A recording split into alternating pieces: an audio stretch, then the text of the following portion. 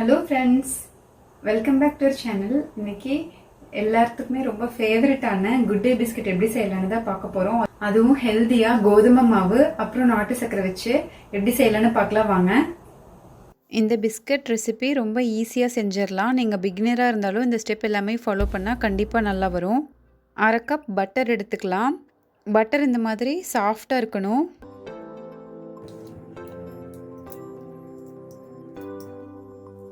பட்டரை நல்லா மசிச்சு விட்டுட்டு 1/4 கப் பவுடர் பண்ண நாட்டு சர்க்கரை எடுத்துக்கலாம். நீங்கள் அஸ்கா சேர்த்துக்கிறதா இருந்தாலும் சேர்த்துக்கலாம். இப்போ வெண்ணையும் சர்க்கரையும் நல்லா மிக்ஸ் பண்ணிக்கலாம். உங்களுக்கு இன்னும் கொஞ்சம் இனிப்பு வேணும்னா கோதுமை மாவு கலந்ததுக்கப்புறம் டேஸ்ட் பண்ணி பார்த்துட்டு சேர்த்துக்கோங்க. இந்த பதத்தில் இருக்கணும். அடுத்து 1 கப் கோதுமை மாவு எடுத்துக்கலாம். கோதுமை மாவு நல்லா அழுத்தி கப் நிறைய இருக்கணும். 1/2 teaspoon baking powder, 1/4 teaspoon baking soda, 1/4 teaspoon உப்பு, 3ஐயும் சேர்த்துக்கலாம். இந்த மாதிரி சளிச்சு சேர்த்துக்கும் பொழுது நம்மளுக்கு எல்லாமே நல்லா ஈவனாக மிக்ஸ் ஆகும். சின்ன சின்ன கட்டி இருந்தாலும் அதெல்லாம் வராது. எல்லாத்தையும் நல்லா மிக்ஸ் பண்ணிடலாம். மிக்ஸ் பண்ணதுக்கப்புறம் பிரெட் க்ரம்ஸ் மாதிரி உதிரி உதிரியாக கிடைக்கும். அதில் 1/4 கப் ரோஸ்ட் பண்ணின முந்திரி சேர்த்துக்கலாம். ரோஸ்ட் பண்ணி சேர்த்துக்கிறதுனால நம்மளுக்கு பிஸ்கட்டில் டேஸ்ட் இன்னும் நல்லாயிருக்கும். இப்போ எல்லாத்தையும் மிக்ஸ் பண்ணிவிட்டு 3 டேபிள் ஸ்பூன் பால் சேர்த்துக்கலாம்.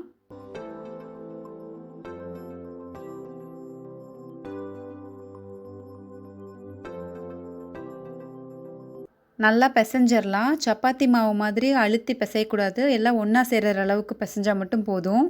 இதை இன்னும் 1/2 மணி நேரம் ஃப்ரிட்ஜில் வச்சிடலாம். நம்ம கை வச்சு பிசைஞ்சதால் பட்டர் உருகி இருக்கும். அப்படியே நம்ம பேக் பண்ணணுன்னா குக்கி ரொம்ப ஹார்டாக இருக்கும். அதனால் ஃப்ரிட்ஜில் 1/2 மணி நேரம் வச்சாதான் நல்லாயிருக்கும்.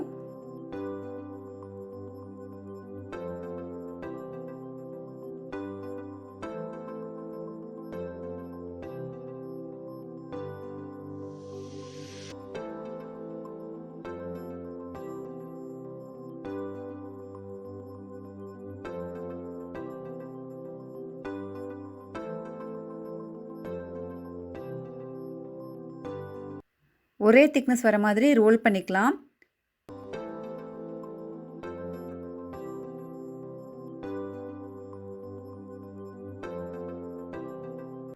ரோல் பண்ணதுக்கப்புறம் இந்த மாதிரி ஸ்டிக் வச்சு கோடு மார்க் பண்ணிக்கலாம். எந்த சைஸில் பிஸ்கட் வேணுமோ அதுக்கு தகுந்த மாதிரி இப்படி மூடி ஏதாவது வச்சு கட் பண்ணிக்கலாம். கட் பண்ணி எடுக்கும்போது கை வச்சு எடுக்காதீங்க. மாவு சாஃப்டாக இருக்கிறதுனால உடஞ்சிரும், இல்லைன்னா ரவுண்ட் ஷேப் மாறிடும். அதனால் இப்படி கரண்டியில் ஏதாவது வச்சு எடுத்தால் ஈஸியாக இருக்கும். பிஸ்கட் எல்லாமே கேப் விட்டு வச்சுக்கலாம். ஏன்னா பேக் பண்ணும்போது கொஞ்சம் சைஸ் பெருசாகும். இதை ஸ்டவ்வில் பேன் வச்சு செய்ய போகிறோம். இதை அவனில் வைக்க போகிறோம். அவனில் 350 டிகிரி ஃபாரன்ஹீட் இல்லைனா 180 டிகிரி செல்சியஸில் பேக் பண்ணிக்கலாம். பேக் பண்ணுற டைம் குக்கியோட சைஸ் பொறுத்து 15லிருந்து 17 நிமிஷம் வரைக்கும் ஆகும். பேனில் உப்பு இல்லைனா மணல் சேர்த்துக்கிட்டு லோ மீடியம் ஃப்ளேம், அதாவது மீடியம் ஃப்ளேமோட கொஞ்சம் கம்மியாக வச்சுட்டு 15 நிமிஷம் ப்ரீ ஹீட் பண்ணிடலாம்.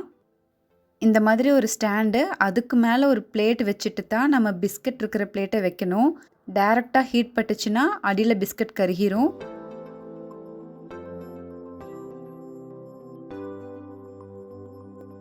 நம்ம பேக் பண்ணும்போது லோ ஃப்ளேமில் வச்சு 20லிருந்து 22 நிமிஷம் ஆகும். அது பிஸ்கட் சைஸ் தகுந்த மாதிரி மாறும். நம்ம குட் டே பிஸ்கட் சூப்பராக ரெடி ஆகிருச்சு. எனக்கு சரியாக 20 நிமிஷம் ஆச்சு. இப்போ சூடாக இருக்கிறதுனால பிஸ்கட் சாஃப்டாக இருக்கும். கொஞ்சம் நேரம் நான் நல்லா ஆற விட்டுருங்க. அப்போ தான் நல்லா கிறிஸ்பியாக கிடைக்கும். இதை ஏர்டைட் கண்டெய்னரில் ஸ்டோர் பண்ணி வச்சா 1 வாரம் வரைக்கும் கெடாமல் இருக்கும். நம்ம குட் டே பிஸ்கட்ஸ் ஈவினிங் டீயோடு சாப்பிட்றதுக்கு சூப்பராக இருக்கும். நல்லா மொறு மொறுன்னு ரெடி ஆகிருச்சு. டேஸ்ட் பண்ணி பார்த்துடலாம்.